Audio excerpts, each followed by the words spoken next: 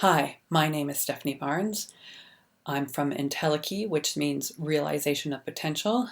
I enjoy working with organizations to help them find solutions to intractable problems, and make the best use of their knowledge and their information technology solutions.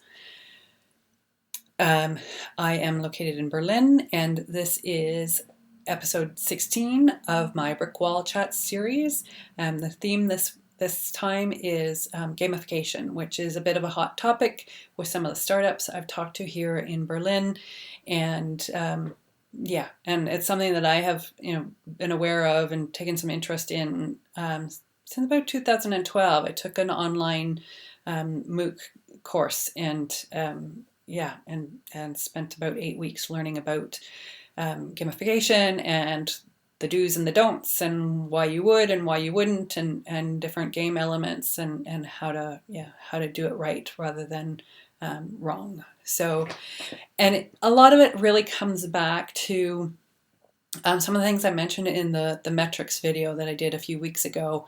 And you have to be careful what you measure. So with gamification and game elements, you need to be careful about what you're measuring, what behaviors you're trying to drive. You want people to collaborate or to participate somehow, and share information, share documentation, possibly participate in community practice, all kinds of things, log in and answer questions, whatever it is.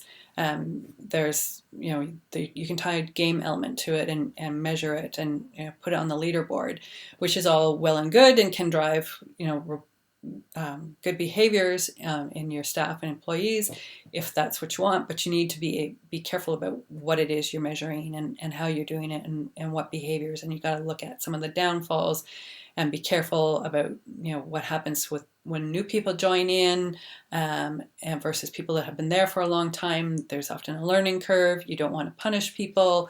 Lots of things to think about. But I've seen it be. I had a client in Toronto when I was still in Toronto that had implemented it for their knowledge management portal. And they had good luck with it or good success with it. And they were actually the reason why I did this online course, to get my own knowledge in gamification up to a standard where it was useful and I could actually contribute meaningfully. Sorry about that. Get a little tongue-tied. So I had this client in Toronto that had implemented it on their portal, their knowledge management portal, and had success with it, had driven user adoption and the behaviors that they were looking for. I know personally, the language learning apps that I have used, the ones that have more gamification in it, definitely pull me back, even if it's just to do 15 minutes of vocabulary review.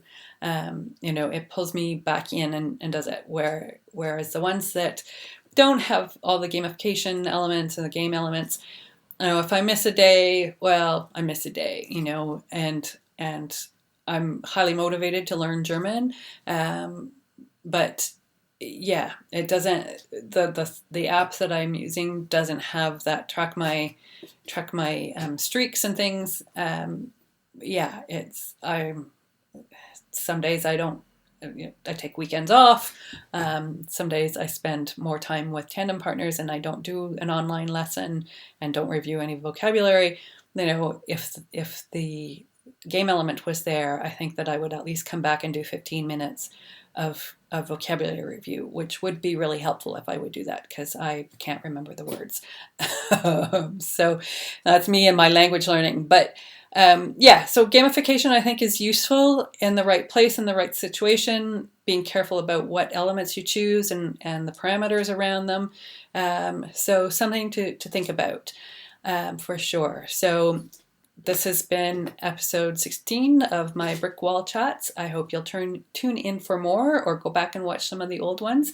Subscribe to my channel if you haven't already, and I'll see you next time. Thanks. Bye.